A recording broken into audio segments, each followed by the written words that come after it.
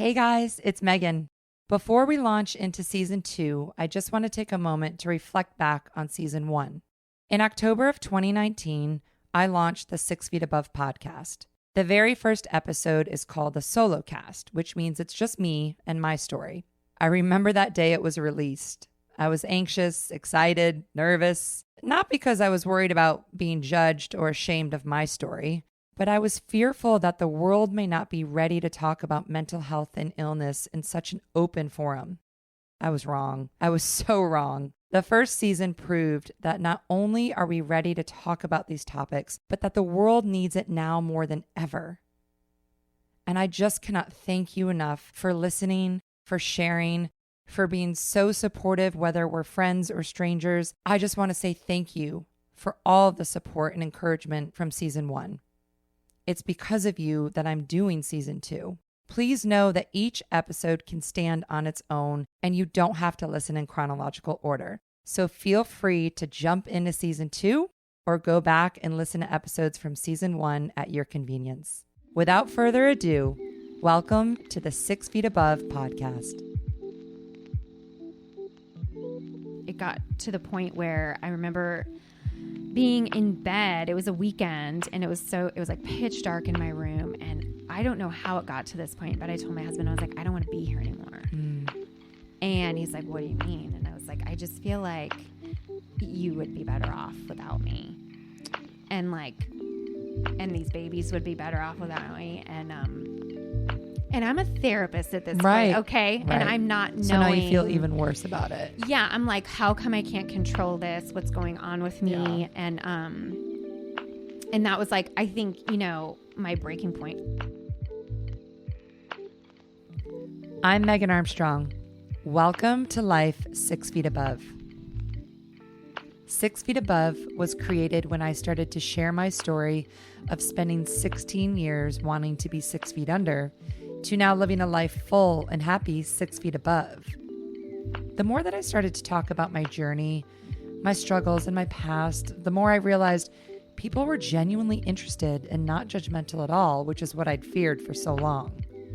In fact, other people wanted to talk about their story as well, and for some reason they trusted me to do so. So the 6 Feet Above podcast is my way of helping to share other people's stories, finding out what works for them to create a life of happiness. Before we start this episode, I want to let you know it has some explicit language and some very serious subject matter. It may be triggering or sensitive to certain people. Please listen with discretion. This is Kristin's story. I am sitting across from Kristin Mize, who actually we did not meet face to face until 5 minutes ago. Yes. And I'm so excited to finally meet you because for several reasons. A, because I love your story. Thank you. And B, because you are one of the first complete strangers that actually reached out and supported me and was like, I love what you're doing. I'm here for it. If you ever need someone from an actual clinical therapist side, please let me know. And you were just so intriguing from that moment that I'm like, I feel like at some point I need to meet this woman and hear her story. So Kristin Mize is a, let me have you introduce yourself. Okay. Let's do it. We're going to do it differently this season.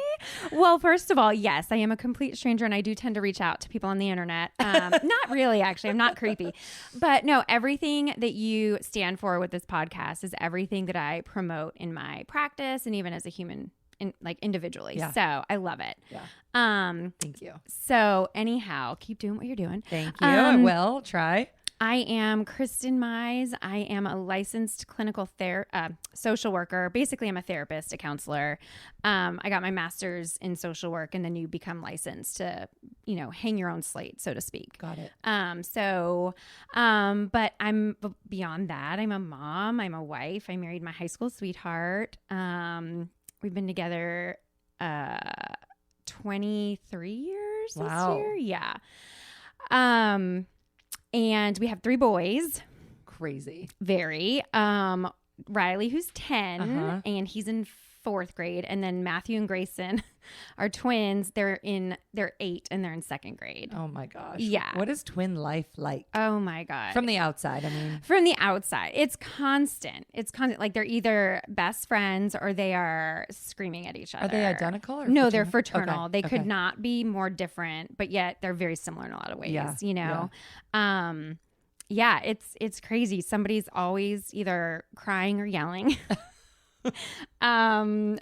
Me included. I don't know. But it's really neat. They're very sweet with each other. I have one who is more shy and anxious, and I have another one who is very protective of him. Not in a way that he takes care of him, because I know that can be a twin thing.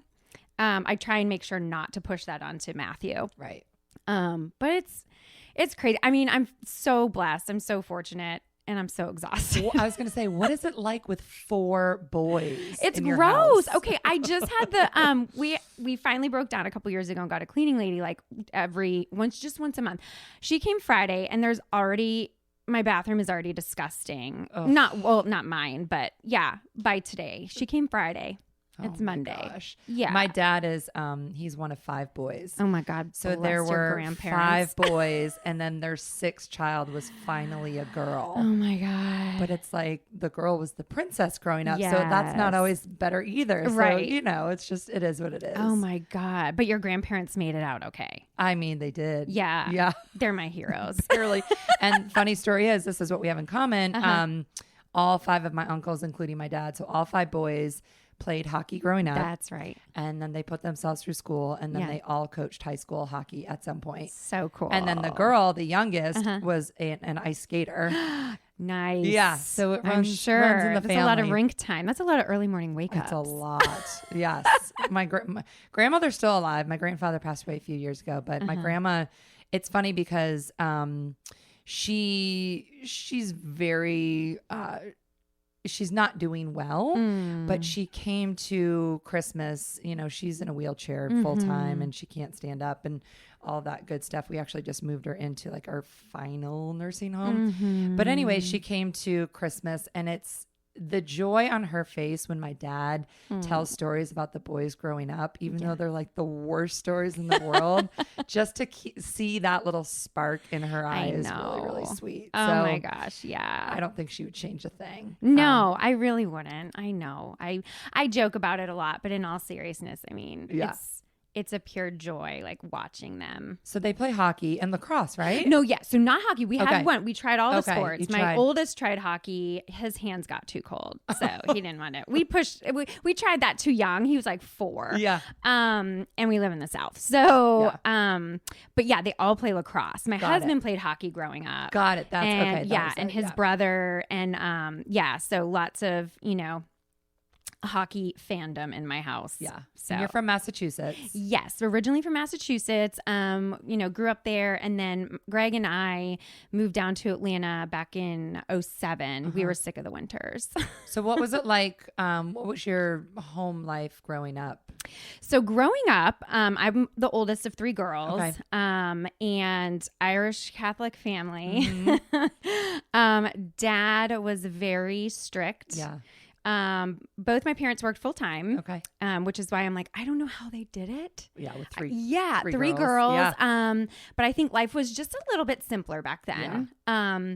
But it was, I mean, we lived in a small town in Massachusetts. My dad was like on the school committee, and he might as well have been the mayor. He knew everybody. I don't know. That's a loaded question. What was it like growing up? I was the responsible goody. Okay. Basically. Okay. Yeah. And were you a tight group of sisters, or? So yes and no. Originally we all bickered or whatever. Yeah. Like I can vividly remember my sister Megan, so I'm the oldest, and Megan is 22 months younger than myself. Okay. And then Katie is 5 years younger than me. Okay. So and Megan she's always been the bigger younger sister. So she's like, 5'10", 5'11". Weird, right? Sounds very familiar. I know. And I'll never forget, she was like chasing me around the house one day, and I ended up like on the ground. She's standing over me. I was like, oh my God, she's going to kill me. She probably could have, but no. So we had moments like that. We probably did not become very close until, my dad was diagnosed with cancer when I was in 7th grade. And he was working? He was working, yeah. Okay. So my dad was a parole officer, Okay. so hence super strict. Yeah, Like everyone could have been, a child molester to him. Right. Or a drug dealer. Right. And so he was working full time, and was diagnosed with an inoperable tumor, in his nasopharynx, which is behind your sinuses. Yeah, I was going to say, that's like, how do you even, did he just have weird symptoms in his sinuses? Or? Yeah, he probably had it for a long time, but when he woke up one day and had double vision. Oh. Yeah. And so went to, I think, his ENT. There's an ENT that he saw, and he looked right up his nose and he saw it. But this is after, I think, years of having headaches. Okay. Previously, that they never knew what it was. Right. Yeah. Something else is going on. Yeah, sinuses or allergies or, you know. Seasonal stuff. Northeast. Yeah, exactly. Seriously. So I definitely think that's when I kind of took on, I'll never forget, they told us, we were on summer vacation. I was going into 7th grade. And so you're like 12? 12. 13? I was 12. Okay. Yeah. And it was 1992. And that's when I realized, like, okay, I have to step up. And did they say that, or you just expected that? I think no, not at all. It was me. Okay. I think, knowing this through obviously what I study with, the psychology behind like birth order and roles and families. I definitely get more of that now, obviously. Yeah. It can be temperament, like just my personality was to be the helper, the fixer. Right. And so I'll never forget. I think that's when I was like, oh, okay. Yeah, I can, I should probably take care of my sisters. Yeah. We certainly fought, and then I'll never forget, but yeah, I think that was kind of what brought us all together.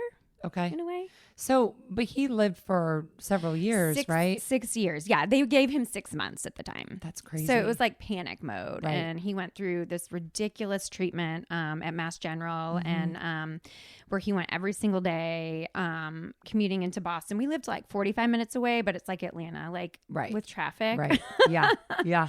And so we did that, or he did that, and we would go with him every so often. And yeah, he lived 6 years. That's crazy. Yeah. But it was not without struggle.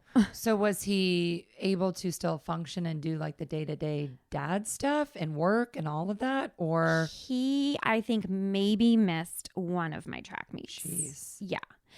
Work, I forget, honestly, and I should have brushed up on my memory, but I think he might have taken FMLA, or there was like back in the day, you could like donate your time, and he worked, for the state of Massachusetts. He had amazing coworkers. So a lot of people helped out in that way. So I'm not sure how much time he actually even took off for work, but I mean, he was the strongest human being physically that I've ever known. And what was it like to see your mom see her husband go through that? Like, I think when a family goes through that, everyone is kind of going through their own little chapter, but you're all going through it together. Absolutely. Especially like a mom of 3 girls. I know. I don't even know how you hear 6 months and your husband could be gone. The funny thing is, I don't think I saw my mom struggle. Really? Like she on the outside, and this is what when we look at our moms, we look at, I guess when I'm working with my clients nowadays and who are moms who feel like they're messing up their kids or they're like not being strong for the kids, like children see their moms as very strong, very differently than how we see ourselves. And so, she stayed in work. We had hot meals on the table at night, breakfast, packed lunches every day. Practices, and we did get a lot of support, like from friends, of course. There were meal trains, I remember, for a little bit. Right. There was maybe, neighbors were awesome. They still are to this day. Like, we're still friends with them. rides to practices Yeah. and stuff, especially in the early stages, like when he was going through treatment. Okay. So it definitely took a village, but I don't think I saw my mom struggle. Like ever break down or I'm sure she did, Yeah, just but not in front of she you. is of the type, it was like she had to keep going. yeah. And we know that that's not sustainable. Right. Right. So he passed away when you were just in college? It was 2 weeks before I left for my freshman year of college. Yes. Wow. Yeah. It was related to his cancer, but it was more treatment related complications from all of the scar tissue and damage that he had. And did you still decide to go to school? I did. You did. I was like, first, in my terrible grief, I was like, I'm not going. But then I realized like he knew where I was going to school. I went to St. Joe's in Philadelphia. Yeah. And he knew that, and he knew that was a plan, and he was excited for me. And so it was more about not wanting to leave my mom and my sisters. My Megan was going to be a junior in high school, and Katie was going to be in 7th grade. Oh. Yeah. So 7th or 8th, but either way, it was more about not wanting to leave them. Yeah. So did you have that feeling of guilt after you got there? Or were you able to kind of move on and... Yeah. So I did, but I didn't. I knew, like, again, just reminding myself that this was the plan. Yeah. And this is what he knew me to be doing. And so, and school was very important to my dad. Yeah. I bet. So I just kept reminding myself of that. And then I met the most amazing friends. They're still like my best friends today. And so I think that combination was really what helped me get through. Yeah. Yeah. That's interesting. I didn't think of it until now, but one of my best friends still from college, her mom passed away like the 2nd month we were there. Yeah. And it's one of those things, like, as awful as it is, and to watch somebody, especially like new that you don't know. Stranger kind of. But it's almost like, it's like, wow, even someone who's basically a stranger cares this much about me. It makes you feel like you can do it. You can get through it. Yeah. And she's still one of my best friends today. And I remember like every December 7th, I'm like, oh yeah, this is when Amy's mom passed away. And I'll never forget that date ever. Yeah. Yeah. Ever. So you went to college. You were still dating Greg. So y'all were high school sweethearts. We are. And I honestly think, I mean, as weird as this may sound, again, it's not that I stayed with Greg because, my dad knew him, but like that moment, we were young. Yeah. We're immature, but like that really forced us into like being grown up. He was there for me every step of the way. And I think that actually brought us a lot closer, even though we went to school apart. Okay. So he stayed in Boston. He went to Fairfield in Connecticut. Okay. Yeah, that's right. Both Jesuit schools, Yeah. Yeah. So you were doing okay in college for a while. For a little bit. and then something happened. Yes. Something triggered. Yeah. So let's dive into that.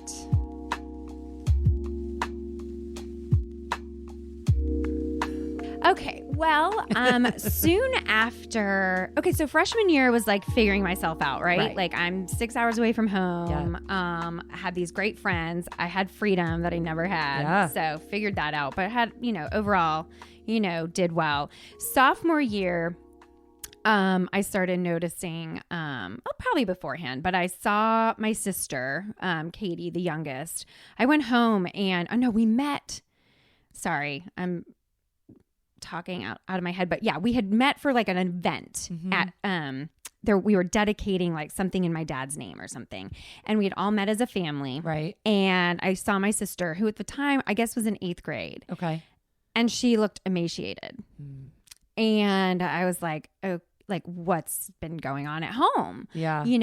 And so she was in the throes of anorexia, and I said something to her, my mom, and I'm like, what's happening? Oh, she's just trying to get in shape for soccer. That's what your mom said? Yeah. Jeez. Yeah. Because that's how Katie spun it to her as well, I mean, of course. And of course, my mom at the time, so she had she did not return to work after my dad passed away. Well, she did for a little bit, then kind of took a package and left. So she was just taking her time figuring things out. Yeah.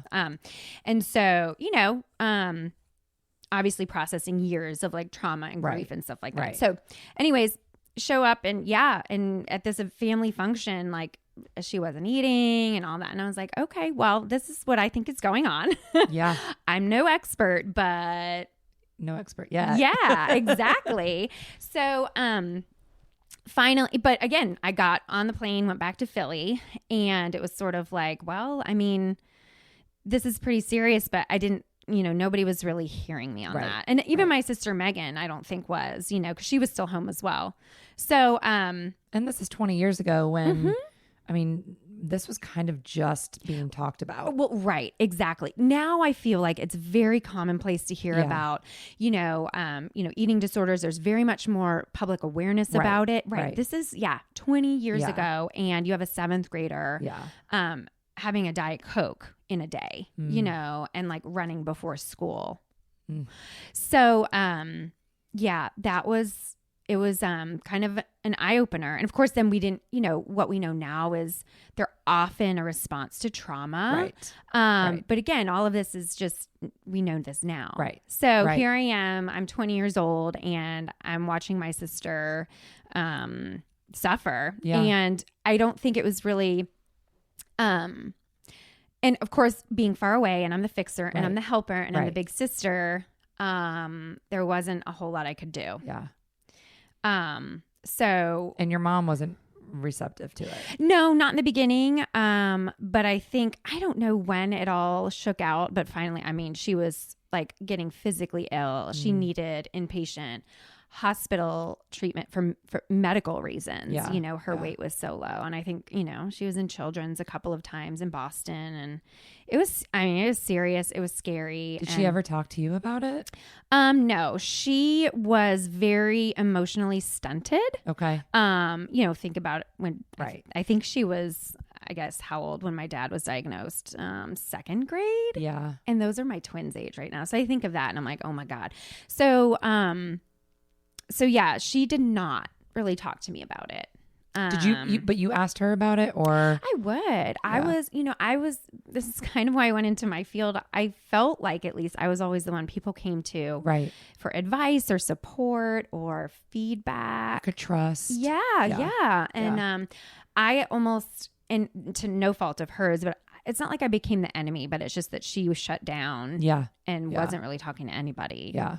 And so that was really hard. So fast forward, spring of my sophomore year, I ended up having a panic attack and I didn't know it. Because I'm like, I'm good. I'm the well one. I'm the healthy one. I'm this quote unquote strong one. These are all the messages that you tell yourself, right? Right. And woke up out of a dead sleep, like heart racing, like shaking, and to the point where my roommates called 911 because I was like, I don't know. Really? Yeah, it was really scary. Like you had never had that before? Never had anxiety. Of course, I remember going through my dad's funeral and everything, like my heart was racing. And but no, this was something like out of body experience. That happened 3 more times. Jeez. And I was seeing a counselor at the time in college because, my dad had passed away and there was stuff going on at home. So let's hold on there for a second, because I think this is really important for a lot of young girls. Yes. Did you come to your own kind of like aha moment where you said, I need to go see someone, or was it encouraged by someone else? Well, I remember, so I started my freshman year with a grief counseling group. So that's kind of what and then I really connected with the facilitator. She was a psychologist on campus. And I'll never forget, there were only 2 counselors in the counseling department at that time. Those were your only options?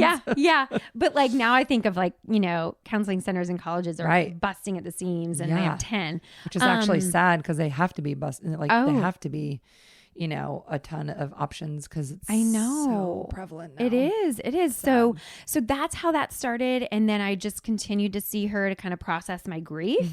But when I told her about what had happened, I've been to the ER and I was feeling dizzy all the time.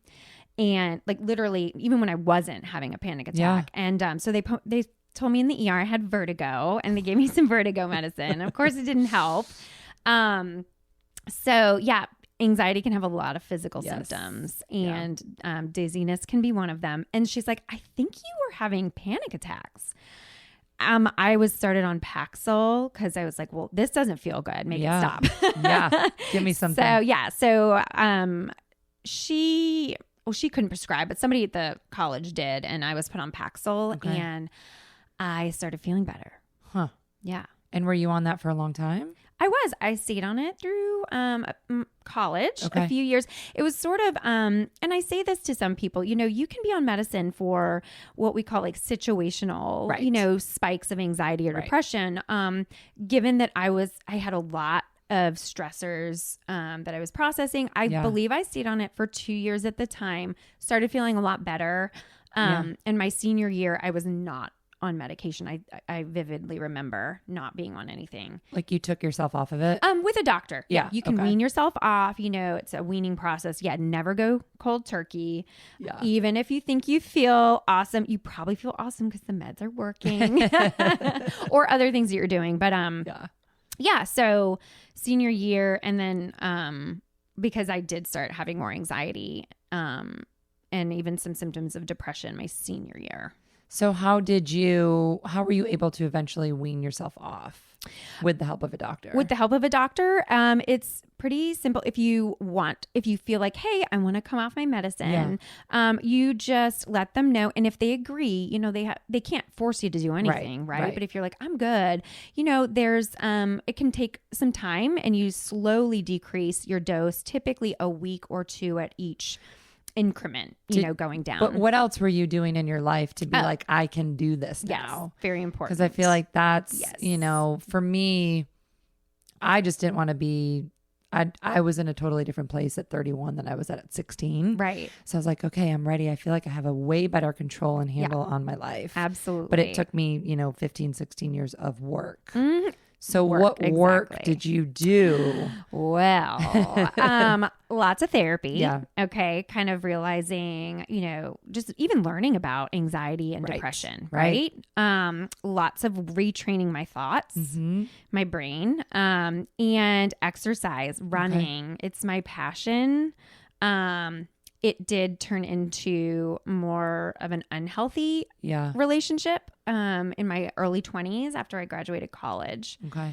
I was over exercising, trying to control, all the things that felt out of control in my life. I had to move back home after college to go to grad school. Home is a trigger for lots of reasons. Okay. And so I did see, I started over exercising. Yeah. I started to restrict my food, it was called disordered eating at the time. Of course, people might be like, well, how could you let that happen? Your sister had anorexia. And I was like, well, you don't let it happen. Right. It just, before you know it, it's a subconscious thing. Yeah. It's happening. Yeah. It takes over. And when you see yourself every day in a mirror, you don't see the drastic change. Like when you saw Katie that one time, you hadn't seen her in a long time. Yeah, exactly. Several months. So was she still going through her eating disorder at the same time that you came home? Or that you moved back home? Yes. I mean, when I say she had been, and I want to say 10 years, 10 years or more that she was in and out of treatment. Wow. Yeah. So yes, she was going through it. Where she was in the spectrum, I can't exactly remember, but isn't it interesting that, when you first saw her, it's almost like this quick to judge sort of thing. Mm-hmm. But then when we're going through it, it's like, well, it's me, it's my body. So, we don't judge ourselves the same way. Right. It's like this different sort of mentality surrounding it. It's like you find a way to make it okay because that's your reality. I found a way to make it okay because I have anxiety and I am just trying to feel better. And so let me go run it out. Right. But then it turns into this, snowball effect. Yeah. Yeah. So we find these, and I see this now after I've done so much work with my depression and bipolar. Like I look back and it was everyone else's fault, or this was happening because of this. Like everything was cause and effect versus like, no, everything was a cause. Like there was a root of everything going on. And I just wanted to like place blame on everybody else. Right. So it's easy for you to go home and be like, Mom, what are you doing? Like you don't see what's happening. But when it's happening to you, you know, it's not until like 10, 15 years later looking back that you can say that. Oh, absolutely. And as a psychology major. Right. And as, you know, I was actively getting my master's in clinical social work. It's like, hello, Kristin. So what made you decide to go into this field? At the same time that you were very much struggling with this field. Yeah. Right? Well, so I don't know. And I keep meaning I should look her up. But honestly, the connection I felt with my therapist in college, I was like, I want to be her. Her name was Kristin. Everyone called her Dr. Kristin. And I just loved her energy and her style. And it was basically the way that I was acting to my family and friends, right? Yeah. Receiving people's pain or receiving people's, you know, worries and then, you know, helping them through that. And so I'd always kind of been the helper. Yep. And I knew I didn't want to look at spreadsheets. So like I was really good at math, and I'm looking back like, should I have been an accountant? Yeah. But no, that didn't interest me. So I kind of changed my major a couple of times and fell into this. I loved my classes. I connected with them. Yeah. And then furthermore, you know, what I knew is, well, you know, you need a master's to do anything, you know, professionally. Right. So that just seemed like an easy next step for me. Okay. So you obviously made your way through that eating disorder. Yes. You did the work there and things were pretty good for a while, right? You got married in your 20s and ended up moving to Atlanta. And then it came time to have a family. Yeah. So let's move into that part, because this is where I think it's important to know your background and the reason that we handle things as adults is very much based on what happened to us as kids and teenagers and our early 20s. So being able to understand that, I think will help in this next chapter of your journey.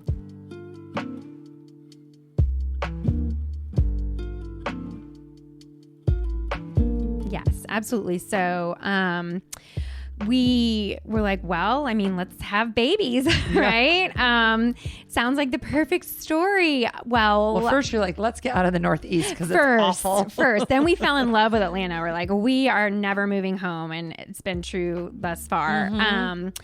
But I could not get pregnant. Well, I was not. My OB was like, well, you know, you need to see a fertility specialist. We tried. This is at 28, you said? Yes. Yeah. 28. And, so yeah, I had been married for 2 years, had kind of like settled into Atlanta. We even bought a house, like all the things. Yeah. And so we're like, well, this is the next step. Right. Well, we had to go through fertility treatments. And, and we were, you know, again, this was how many years ago? I can't count. 10. Yeah. And it wasn't talked about as much, fertility struggles. No, because it meant something was wrong with you. Exactly. Right? Like you're a female, you're a woman, you're supposed to be able to reproduce. Exactly. And this is what your body is created for. There's something wrong with you. Exactly. Yeah. Which is ridiculous. It's so dumb.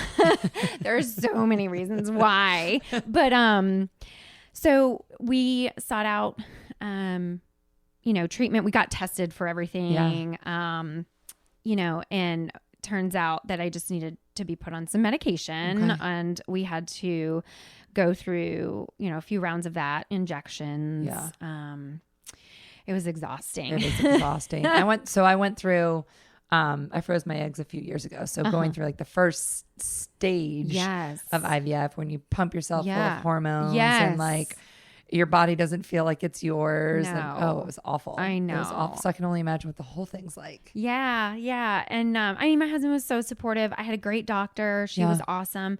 And so, yeah, we went through that. And I'm very fortunate that that was just the fix. I could not ovulate. So like, that's what the medication helped me do. So it was not like my body wasn't able to hold a pregnancy or maintain a pregnancy. So very fortunate that we only had to go through one. It simply was that you just couldn't get pregnant. Correct. Right? Okay. Yeah. My brain was like, we don't know how to ovulate, which can be common in women under chronic stress or anxiety. Okay.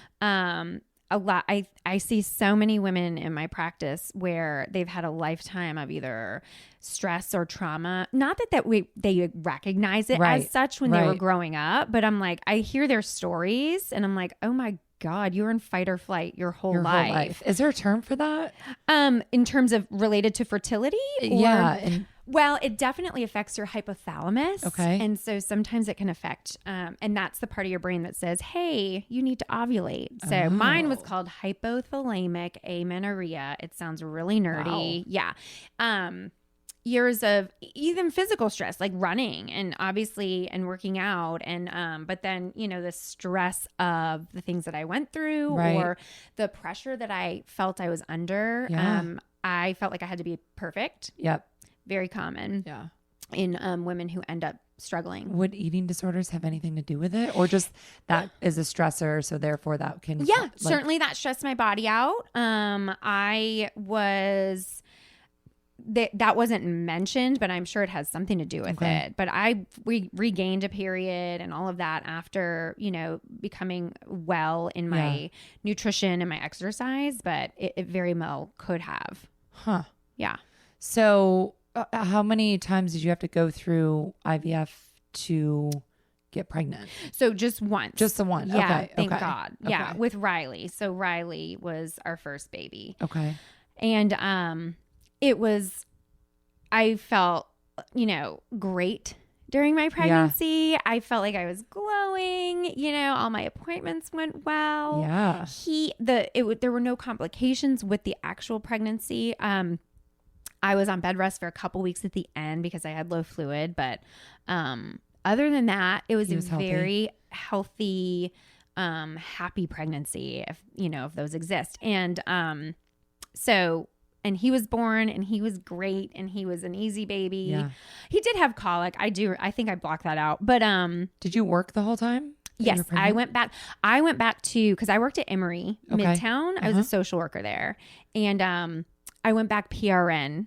So, but basically I ended up working full time in the end because PRN is like, if someone goes out in the department on vacation or sick leave or whatever, you fill in. So I ended up basically working full time. Okay. And if not, it was like 3 to 4 days, but, so he was in daycare full time. Got it. Yeah. Wow. Yeah. Okay. So you had him. Easy peasy. Yeah. He was a dreamboat. Right. Yeah. First kid under the belt, and then you decided, hey, let's do this again. Yeah. Or maybe Greg decided that. No, I'll never forget. We looked at each other, or we were talking after his first birthday party, and we were like, oh my God, he's such a good baby. We can do this again. We can handle it. Yeah. Still was not able to get pregnant on my own. Okay. And a lot of times a pregnancy can, sort of quote unquote fix the problem with fertility, but that was not our case. So like it can like rewrite your body? Well, it depends a lot of times. And this is why people who go through fertility treatments end up having a surprise baby so soon because they think we can't get pregnant naturally, but oftentimes it can get your body back into a rhythm. Interesting. Yeah. So it happens quite often. And so yeah, but that did not with us. Okay. So you still struggled the second time. Yep. So, but we knew right where to go. Right. We went back and, went through that whole thing again. But again, I don't know. I felt like kind of like Superwoman, like we've got this. He's a good baby. Yeah. We were in a great place. And, so yeah, we were like, okay, well, we'll just go do this again. Went through more obviously of the shots and all of that. And, went in, blood test, positive pregnancy. Think again, very, very grateful and so blessed to have it work. I know that. So, for those that are struggling, I know that's a rarity. But go for the ultrasound and oh my God. There's surprise. Yeah. And so here we are, twins. This pregnancy was very different though. Okay. So let's rewind just for people that may not have any clue. When they do IVF, there are multiple, chances, or there are chances for multiple babies, correct? Yes. So that's where triplets and quadruplets, that's where like people with several kids come from. So you knew that there was a chance that you were going to have twins? Yes. So I did not have to go through IVF. I could go through IUI, which is intrauterine insemination. Basically, so I don't have to have the follicle implanted. Got it. Right. Okay. So I just had to, the drugs that I was taking were creating follicles. Got it. The reason why we didn't have multiples on our radar is because our doctor was very conservative and she prided herself on that. This wasn't too far after Octomom. Oh my God. And that's the procedure Octomom had. Remember her? Yes. So, she wanted to ensure it. Right. That's just irresponsible, unethical So a medicine. doctor just puts several. Well, we'll proceed with the procedure even if you have grown, let's say, 8 follicles, right? Which then can become fertilized eggs. Got it. So, right. So she would only go through with the procedure if I had 1 follicle, which I did. But, fertility 101, you take a booster shot. Right. Well, apparently I must have had a follicle that was sort of like ready to go. I'm kind of ready. And so the booster shot must have really made it more dominant. And so she was very even apologetic. Like, this is, are you okay? Checking in on me because again, she was very conservative and I appreciate that. But again, going back to, no, okay, we got this, feeling like Superwoman. Yeah. We were like, we're gonna, figure it out. Yeah. Wow. So, but it started off, the pregnancy was, once you found out you had twins. Yes. When was that? Far along were you? Very soon, because you're going in every day for blood work. So I was 6 weeks pregnant. Okay. Yeah. Okay. And you felt fine. You felt normal. Yeah. Like nothing out of the norm? No, and I was not at this point on any antidepressants or anti-anxiety meds. I was feeling good. By then I was finding my running rhym, in a healthy way. In a healthy way. Yeah. There's no time. Right. Yeah, but no. And I had really come to grips with honoring my body and not, punishing myself for my body, which is very much intertwined in disordered eating and exercise and all that. So, I had really started honoring my body for what it could do, running healthily, social social connection is a huge, fills my cup. So doing that with great friends. So that's kind of how I was managing, this lingering history of depression and anxiety. And at this point, Riley was about a year year and a half. Yeah, almost. Into okay. Yeah. So when did things kind of start to change? Do you remember? Yeah. We talk about triggers, right? Going home was a trigger because that's where your dad was and all of that. So what happened during the second pregnancy that triggered the next thing? I think it was, and we say this in mental health, right? And particularly with pregnant and postpartum women, it's like a perfect storm. Yeah. Obviously I had pumped my body full of hormones, but I had done it before. So, but now I had 2 babies that I was growing. Right. So multiple pregnancy does put you at higher risk of a perinatal mood disorder. Say that again. A perinatal? Yeah. Sorry. Perinatal mood and anxiety disorders. I think we're so used to hering postpartum or, yes. you know what I mean? So I wanted to make sure we got it right. Right. It's not just after you have a baby. We now know you can have an onset of depression or anxiety or even OCD while you're pregnant. Okay. And then furthermore, you can have an onset well after 6 to 12 weeks postpartum. Okay. So it encompasses the entire perinatal phase, which includes preconception. So if you are going through fertility treatments, yeah. So I mean, so a lot of women are like, what's happening to me? Why don't I feel happy? I have this great thing going. And so did you start to feel that? Yes. So I think what really set this in motion was, like I said, a perfect storm. Riley was actually hospitalized. He was sick all the time, like high fevers, and they didn't know what it was. Well, at one point he was hospitalized for 3 days to rule out meningitis. And, again, feeling so blessed and fortunate. It was a short stay in the hospital at CHOA, but I think that was kind of like, lighting the match. Right. And I remember, and it was my birthday weekend. Okay. So it was Memorial Day weekend. And I remember feeling like super sad for my baby, but also even like super sad for me. I was like, this is my birthday. I know that sounds so selfish, but that was depression. It was like totally, all me. Yeah. Like, oh, this sucks, and then, just a lot of things. But I just started kind of withdrawing, like internalizing a lot. Yeah. Not talking to my husband or my sister, who are like my people.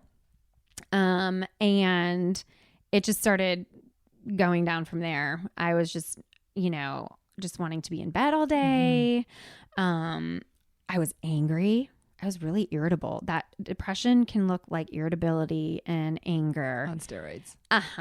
Yes, exactly. And people are like, no, you're just being a bitch. No. I know you're pregnant, your hormones. Yeah. It's like, well, yeah, that too. But yeah, no, this was something like you knew else. there was something off. Oh, for sure. But like, again, there was like this wall between me and my people. Yeah. And, I didn't even really want to engage with Riley, who was the sweetest little thing. And it got to the point where I remember being in bed. It was a weekend, and it was like pitch dark in my room. And I don't know how it got to this point, but I told my husband, I was like, I don't want to be here anymore.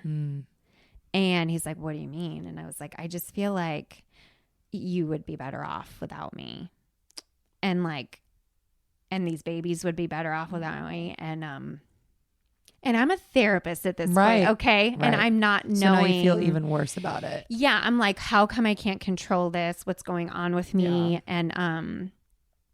And that was like, I think, my breaking point. Obviously, it's not that I had any intention of doing anything to myself, but that was just a sentiment. Like, you all would be better off without me. I'm treating you terribly. I don't feel well. I don't want to engage with you. Yeah.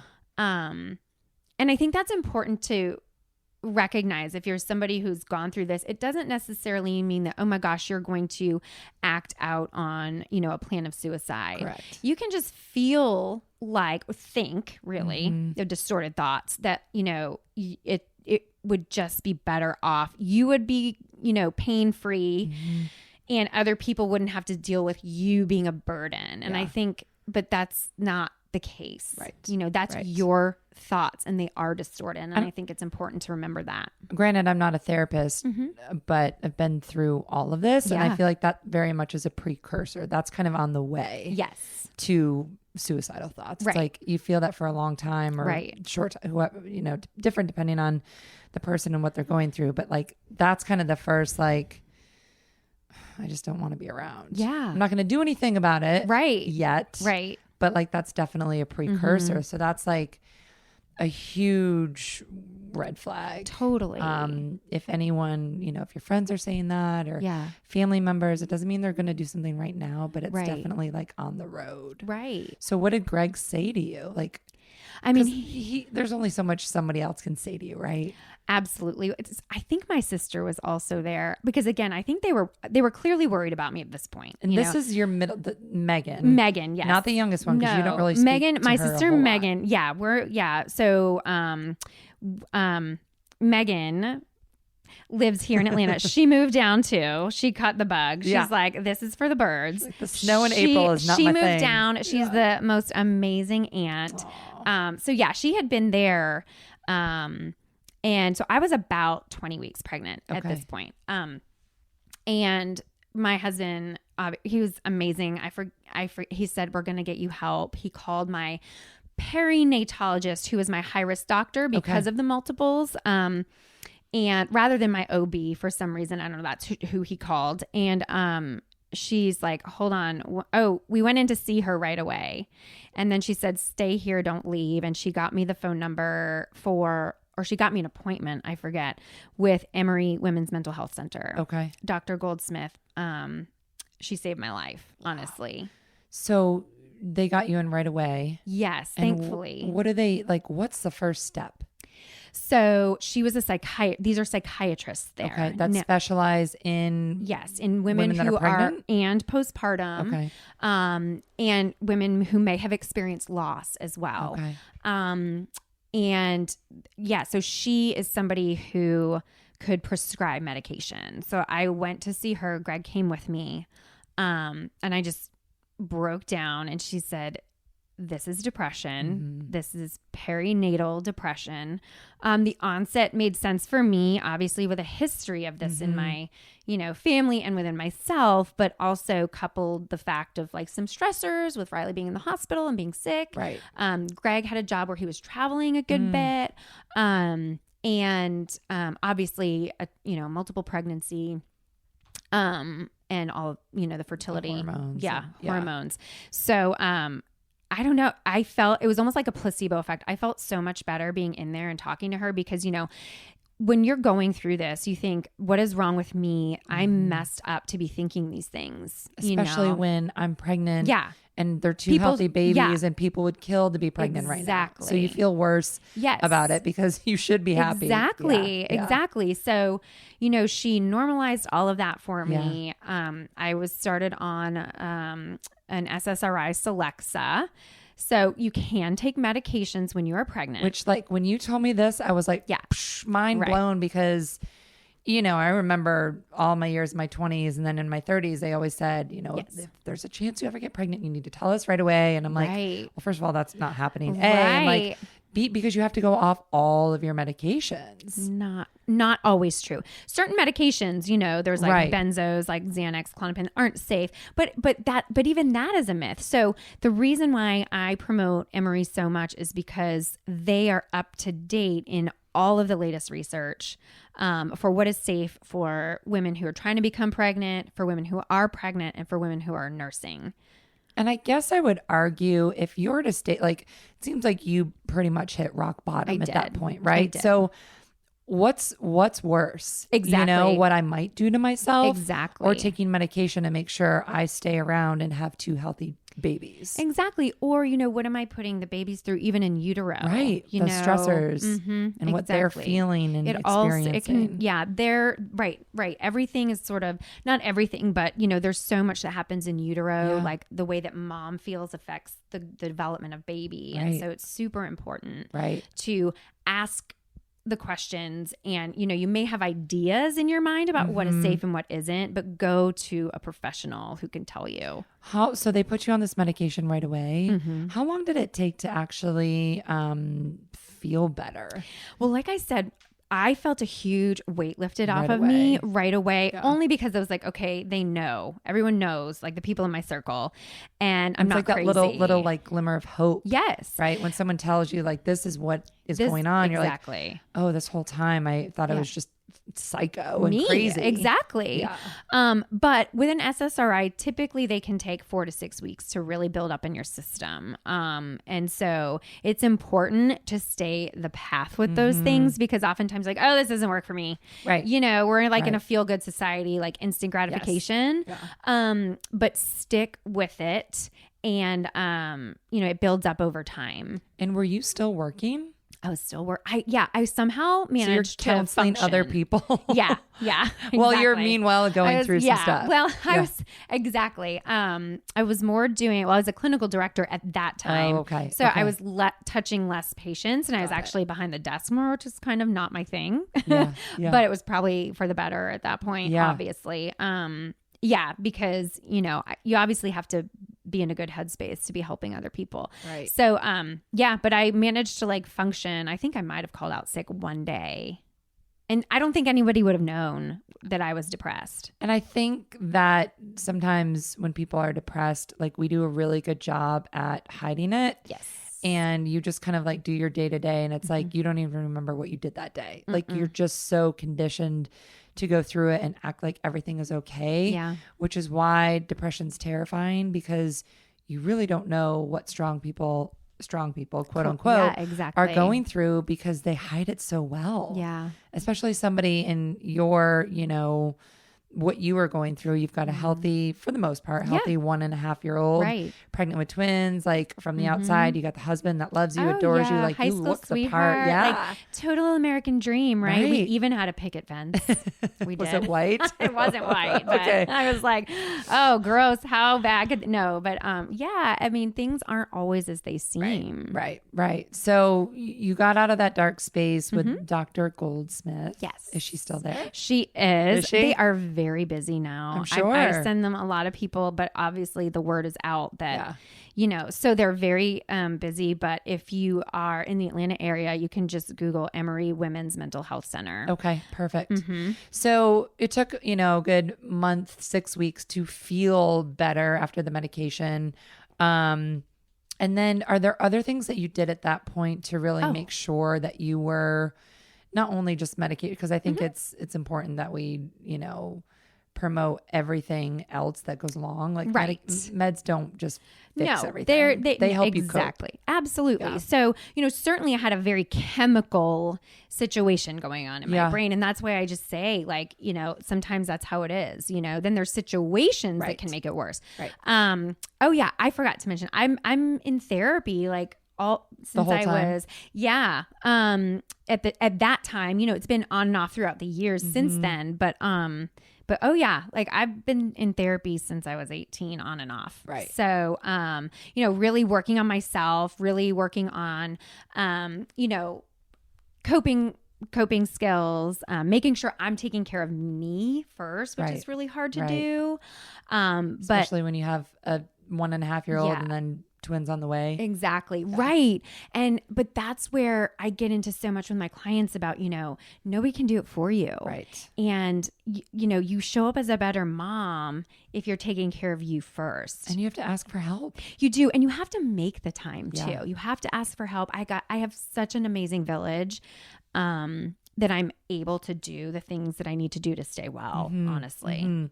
So the twins were born and you had no problems after that? None. That's crazy. Well, I was on medicine, and I was, and then no, I say that, but no, it really, I mean, it very much helped me transition into a mom going from 1 to 3, and working full time, and in a very stressful job. I was not counseling at the time. I was working in a really toxic place as a clinical director, but so that into in addition to therapy, in addition to, physical fitness, is really kind of been my MO ever since. So they were born they had no problems. No, correct? I tell my clients who are questioning medicine, I'm like, they're a little weird sometimes, but you can take meds. No complications. Thank God. I carried them full term, 37 weeks. Wow. Yeah. Wow. My water broke, all that stuff. I did have to have I had a C-section with Riley, so I had another C-section with them. Yeah.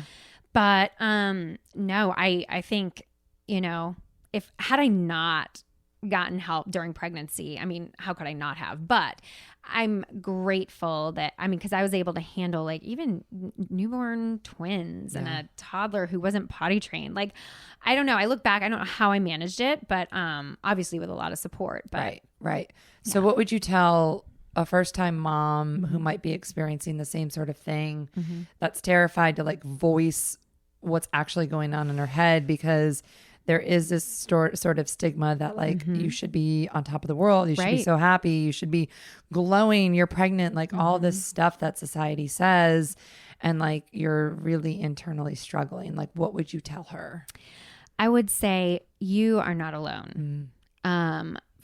If you were to share or to let somebody know what you're going through, I guarantee you, if that person hadn't experienced something similar, they know of someone who has, and, there aren't going to be healthcare providers. Well, I'm sure there's jerks everywhere, but, letting someone know and getting help and finding a space for yourself to process some of this is so important, because to keep it bottled inside, it's going to eat you alive. Right. And it's going to be passed on. Exactly. Yeah, somehow, right? So if you don't do it for yourself, do it for your child.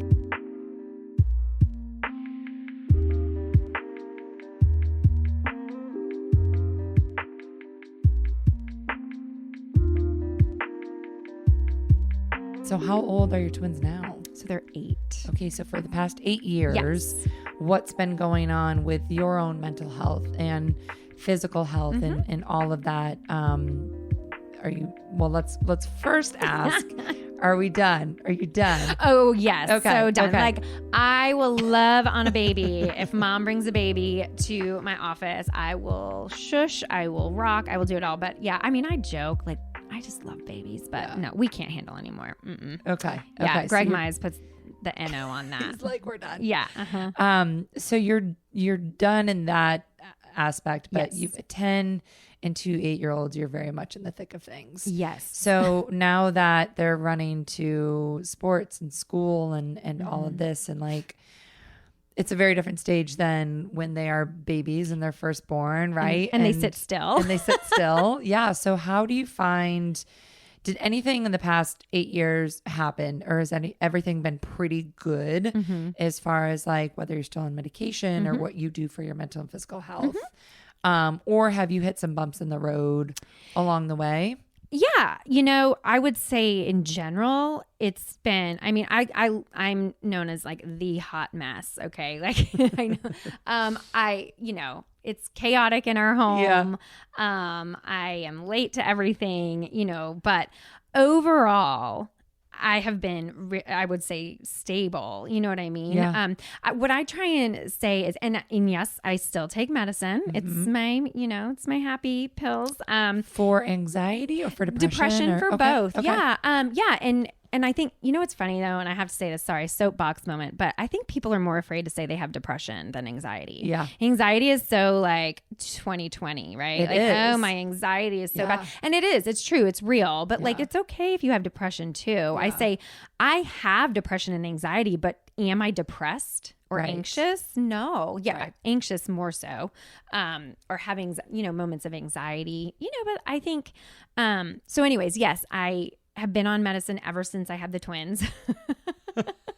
I don't plan on coming off of them for now. Yeah. But moreover, it's really self-care is my biggest thing. And I know as moms, there's so much mom guilt for, oh, I'm going to go to the gym, or I'm going to go out with friends, or I'm going to go lay down. And to that, I say, you're towing a fine line there, because then, what happens when you're not okay, and so do all the things that refuel you first, and your marriage next, and then your kids. Really? So you go you, marriage, and then kids. Maybe not marriage, I'll be honest, but that's what they suggest. Yeah. you know, sorry, Greg, but it's real life. But society so much today is like kids, put your kids first, live through your kids, do everything for your kids, say yes to your kids. And it's like, oh my gosh, it's not sustainable. Right. And then we're teaching our kids that we'll do everything. Exactly. For them. I was just going to say that. And then we have the next generation of, snot-nosed, bratty ass kids that think they deserve the world because that's what, their parents gave them. And not to any fault of their own. That's what they thought they should do. Yeah. But like, I mean, I look at some 20-some-year-olds that I've interviewed and like looking to hire, and I'm like, the world doesn't owe you anything. Yes. Like it really doesn't. And you might have to actually work to make your money. Yeah. Like you might have to roll work up your really sleeves. hard. You're going to have to start at the bottom. And it's like, they don't get that because I think maybe their parents were so terrified or threatened of not giving their kids what they didn't have growing up. Exactly. But it's like we're kind of perpetuating our own next generation of problems. Like we are doing that. We have to let our kids fail. Yeah. And we have to let our kids, squirm a little bit, because And when fend we for themselves for a second. because the message that it sends, if you're like rescuing them or giving them everything, is either one, you deserve everything, right? No matter what. And two, I don't think you can do this on your own. Right. I need to help you. That's a good point. And so it can actually create lower self-esteem in kids, and lower more anxiety, confidence. because they're like, wait, now I'm at college on my own. What do I do? And failure is like not in their vocabulary, right? Or in their repertoire of memories. So it's like, oh my, so they're calling their parents every 30 seconds. That's what's happening. So if you want your child to call you every 30 seconds at college, keep doing that. And some parents do that because they need to feel important. Yes, right. So that's on them. So how are you teaching your boys, about communication, about like talking to you about how they're feeling? Like, I think we have a huge opportunity with our next generation of boys and men to really change this whole toxic masculinity thing that's going on, that you got to be big and tough and not be a sissy and cry. It's like, that just creates a whole firestorm of things. Right. So what are you doing to really empower them and also teach them that it's okay to fail. It's okay to be sad. It's okay to have all these things going on. Absolutely. Well, I do. I'm a huge proponent for the growth mindset. Okay. And that is, if we talk to kids and we praise their effort rather than the outcome. So in anything, in school, in sports, in relationships, did you try your hardest? Because that's what I care about. I don't care if you got a B or a C, but did you try? Right. So that I think crosses over a lot of topics in our household, because I do have one more with more anxiety. Negative self-talk. That's another thing I really work on. How do we talk to ourselves? Yeah. Do we lift ourselves up, or are we saying I'm bad at this, I'm no good at this? And I try and catch them in that. And so, if they are having trouble with something, I encourage them to take a breather, or I can't do this. I say, you can't do this yet. Growth mindset is the opposite of fixed mindset. Right. Fixed is very like, end of story, end of the road. What do we do? Exactly. Yeah. And so we do a lot of that. And then, the other night we watched that movie Inside Out. Yeah. Have you seen it? No, I've heard about it though. You need to watch it. But we watch movies about feelings. Yes. And we talk about it. Great little movie to teach your kids about the different parts of their brain. And I even reference it in sessions with my clients. So there's sadness and joy and fear and all of that. And so, we had a night the other night where they chose it. And I was like, oh my gosh, this is great. Yes. And just talking, like the children tend to be most open-hearted to receiving what you have to say right before bed. Okay. I learned that from Laura Hunter. She is the founder of Moms on Call. Yeah. And so, rather than like lecturing my kids on something that I noticed during the day, we like to have conversations at night as much as possible, right? Sometimes I'm checked out. I said, Greg, Daddy's handling bedtime, so it's not like I do this every night. But just creating that space, I'm trying to do things in parenting that I did not get. For instance, like specifically, like from my dad, it was very much like, suck it up. Right. You're strong. This is the way it is. Be the best on. or else. Right. And so I'm trying to make room for, and he did the best he could with what he knew. Right. So I don't fault him for anything. There's a lot of perfectionistic parents, or parents that expect perfection from their kids. Yeah. Well, and if you hadn't gone through what you went through, you could you might be parenting like he did. Exactly. So your story is very much changing the way that you're parenting the next generation, and hopefully helps them deal with these emotions. I hope so. I really do think that is why, when we go through anything in our life, any sort of struggle, it is not like this huge mountain that we have to climb. Like, yes, it is there, but it's there for a reason. Absolutely. And if you can search for the reason and search for the why, it almost makes it worth it. Yeah. I totally get it. I always say, I wasn't always this way. I always wasn't reaching out to strangers on the internet. I always wasn't, vocal about, my beliefs about, creating more awareness and tolerance for mental illness. It's who I have become through working through a lot of my stuff, you know? Oh yeah. 10 years ago, I mean, Yeah. I never would have said, no one would have known I was on medication. Nobody did know. No. And now I'm like, you know, I just saw my psychiatrist today to re-up, you know? Right.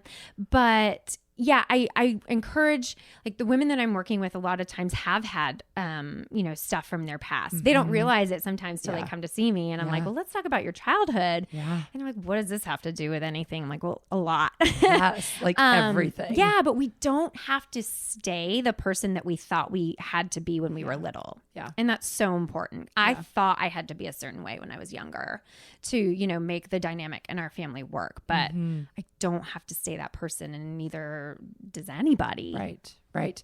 Do you find, is it important for you to talk to each one of your kids separately? Yes. Okay. Yeah, I do. I really try and find that one-on-one time.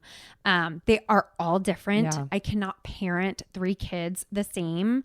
I think that's huge to understand, because I think we were all parented the same, me and my sisters. Yeah. I was like, so Megan, my other sister, was, you know, had the same expectations placed on her, and let's just say academics weren't her friend, but she killed it in track, so she got praise from that. Right. But right. you know what I mean? So I'm very much trying to pay attention to the individual needs of my kids. I think it's really important to know where their individual heart is. Right.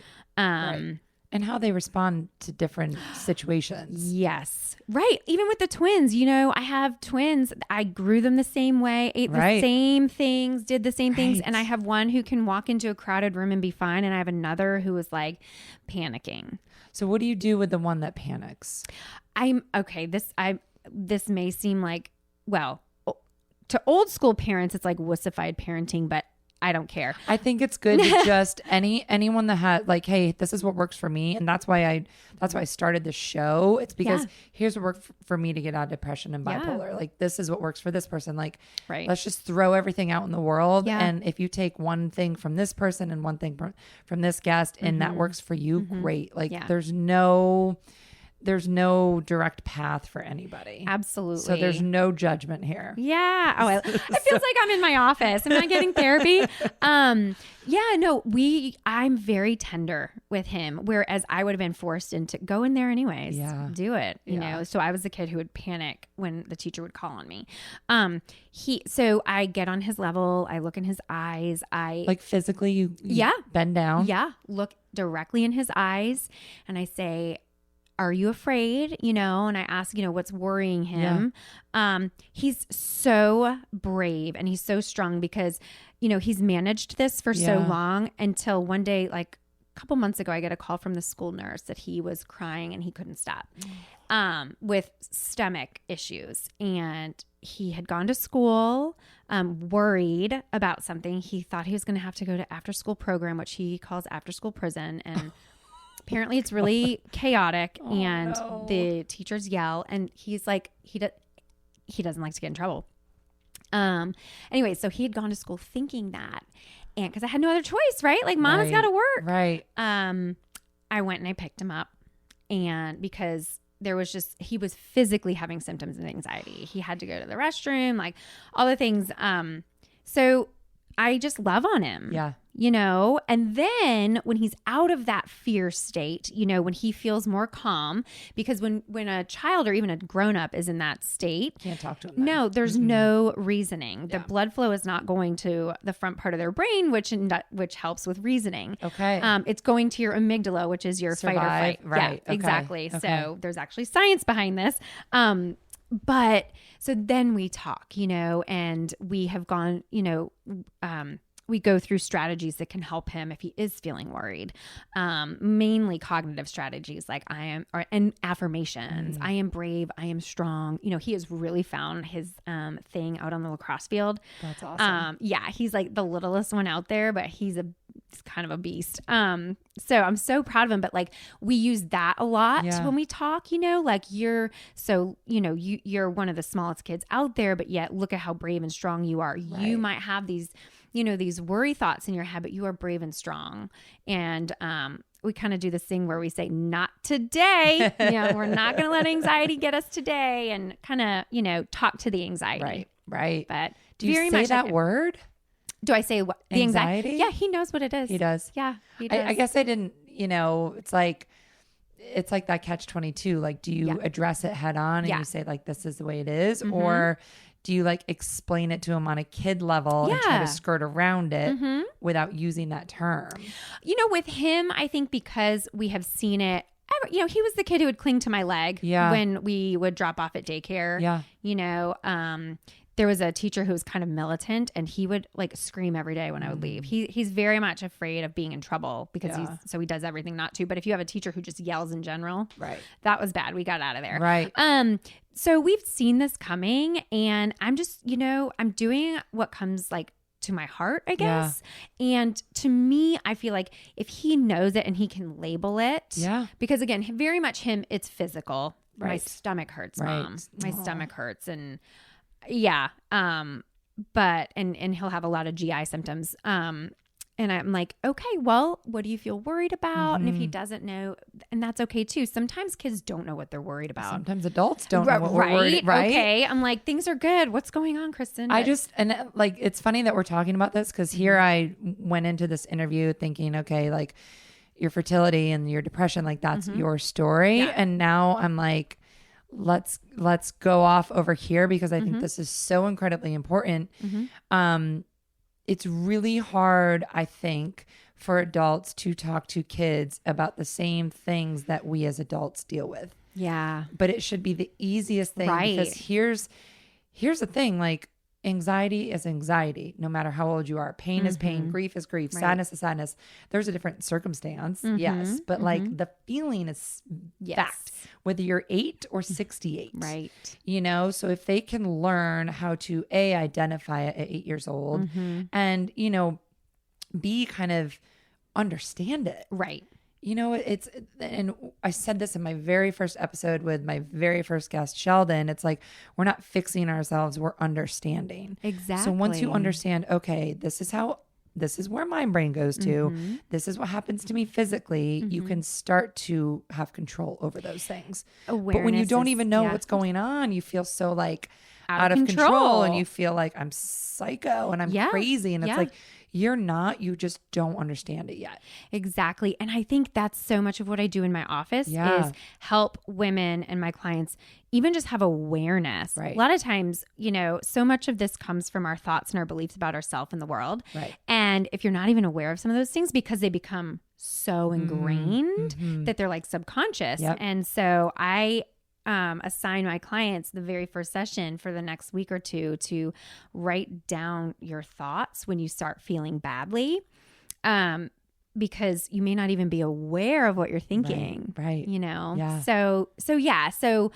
I do talk very openly with Grayson and my other kids too. They know what it can be like for him. They've seen him. Right. Which is also huge, because it's teaching an individual to have compassion for someone. Absolutely. Because you never know what someone's going through. Exactly. And if they're having a bad day at the grocery store, it's like, you don't know what's going on in their personal life. But it's so easy for us to judge them and get annoyed with them, or like, you're not moving fast enough. Right. Like I'm late for a meeting, but when we learn that everyone's got a story, everyone is going through something, it allows us to have just a little bit more grace. Absolutely. Especially for strangers. So to teach, one of your children about a mental, and I don't call it mental illness because it's just mental health. Yeah. At that point, it's like physical health. We all have a physical body. Exactly. We all have a mind.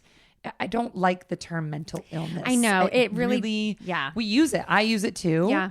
But it's just, it's a fact. It's mental health. Exactly. And I feel like people, when they hear mental illness, they're like, ugh. You're like, oh, you're in an insane asylum. Exactly. And you've been like, no, you don't have to get to that point. Just like you don't have to be 450 pounds to be worried about your physical health. Exactly. You can be a healthy person and have physical issues or physical things that you want to work on. So I think this whole mental illness, like, yes, there are very much, that spectrum of mental illness. Yes. Yes. Agreed. But for the most part, teaching our kids that mental health, should be a household thing that we talk about. I agree. You know, I and agree. and just opening up that conversation to them. I give you so many props. I had no idea we were going to go down this path, but I think that's amazing and so necessary to teach them about anxiety or whatever's happening. Yeah. But also to teach another person how to deal with someone who's going through that. Yeah. Even just looking out for them. I mean, I have really compassionate kids. I mean, don't get me wrong. They fight like cats and dogs, but, or more like WWE, but they're very, and also knowing what I do, you know, for a living, they're like, you know, Mom, did you help someone today? Or, you know, I think if we can start showing our kids and like showing it, yes, they learn 80% through observation. Yeah. But also talking about how to treat others with kindness because we don't know what they're going through. Right. It's so huge. That's huge. Oh my God. I love this. Love this. Yeah. Anything you want to add on any of the topics that we've talked about? Anything that we missed or want to go back to? I don't think so. I mean, my biggest goal in everything that I do, and even in my personal life, is just I want people to feel seen. Like, even just today, you know, I walked into Starbucks and they're like, "Hey, Kristin," and doesn't that feel good? Yeah. When somebody like remembers you and knows you. Yes. But that's what I try and do. And I realized Even if they spell it wrong. I know. That's right. You know, without the H, I'm I-N, Kristin I-N. Yeah. So I totally get it. But you know, I want people to feel seen by somebody. Yeah. And there are some people walking around that do not feel seen by anybody. Why did I talk? Oh, because in Starbucks, I was like, this feels so good. And you know my order. But because it feels good to me because that's what I know I'm trying to do for other people. Yes. You know, if I see some, you know, I like to talk to the bagger checking me out. Yeah, me too. You know. Me too. Because they're a human being. They are. They have feelings. They're going through something too. Exactly. And it's so. We isolate ourselves enough with the phones and the technology. So when we can actually communicate in person like that, it's like, oh my God, we're real people. Exactly. So connection is huge. Yeah.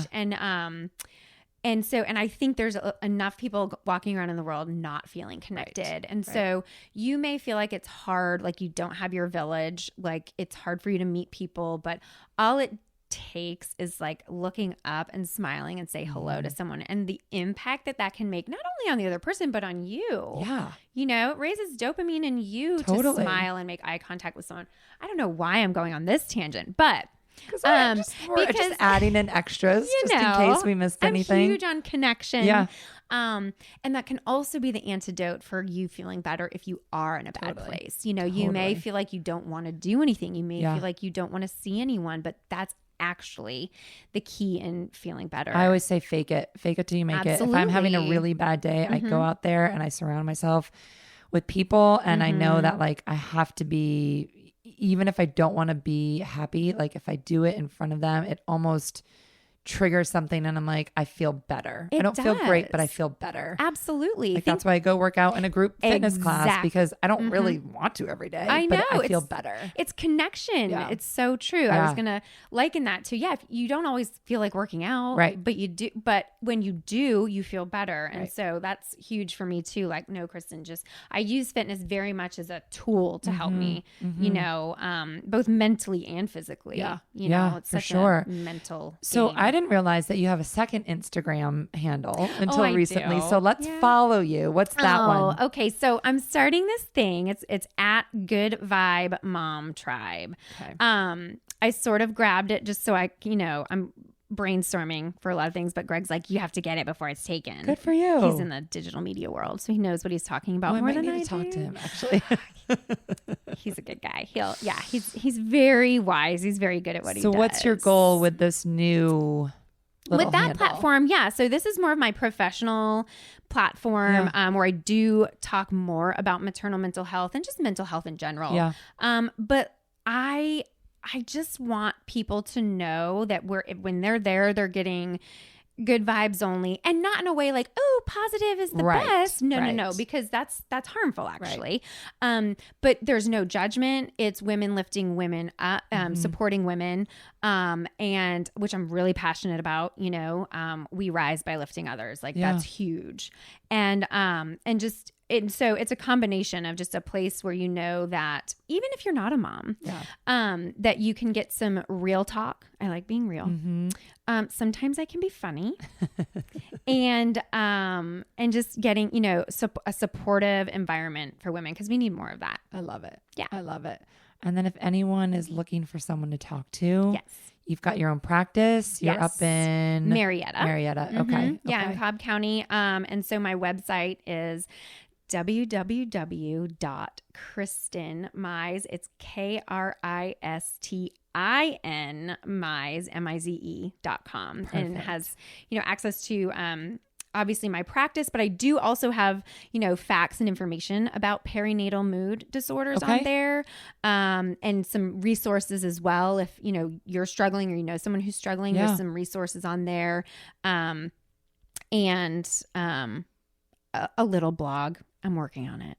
Good. Yeah, I'm working on it. Good. Yeah. And then once we get this up, you can post this to the I'm so site. Excited. Well, thank you so much for being my first guest for season 2. Thanks. Thank you so much. And for reaching out to me and, really supporting what I'm doing. I would have stopped at season 1 and been like, okay, I did. And the more people that I talk to, they're like, when is it coming back? When is it coming back? So keep going. So we're back, and I appreciate your support. Absolutely. Thank you. All right. Yay. Thank you so much for listening to this episode of 6 Feet Above. I'm your host, Megan Armstrong. Subscribe so you never miss another episode, and follow me on Instagram at 6 Feet Above Podcast to keep the conversation going. Tune in next week for a brand new episode. This episode is a product of Audiographies, produced by Denora Sepolia, edited by Jacob Smullian, and the music was by Keenan Willis, funded by yours truly. I'll see you next time.